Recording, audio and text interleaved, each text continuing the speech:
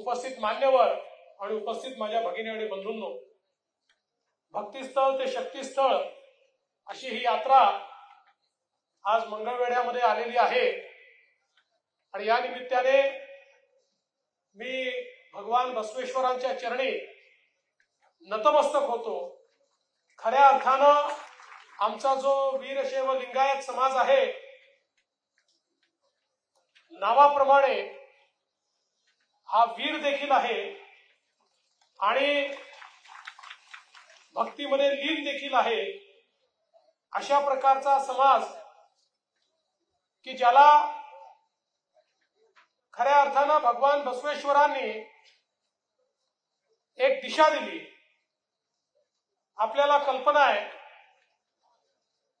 की जातीपातीनं समाजामध्ये विषमता तयार झाली होती, त्यावेळेस समतायुक्त समाज तयार करायचं काम हे भगवान बसवेश्वरांनी केलं आणि सर्व लोकांना एकत्रित आणून वीरशैव लिंगायत हा विचार सामान्य माणसामध्ये रुजवण्याचं काम त्यांनी केलं आणि त्यातून भक्तीच्या मार्गावर चालणारे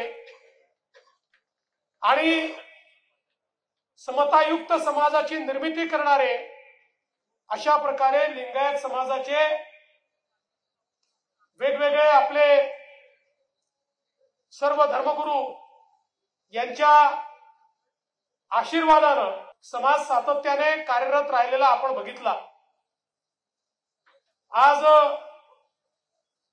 आपण लोकशाहीबद्दल बोलतो, पण खऱ्या अर्थानं अनुभव मंटपमाच्या माध्यमातून लोकशाही काय असते, शेवटच्या माणसाचा आवाज कसा ऐकायचा असतो, शेवटच्या माणसाला बोलण्याची संधी कुठे द्यायची असते, याची अनुभूती हे भगवान बसवेश्वरांनी आपल्याला करून दिली।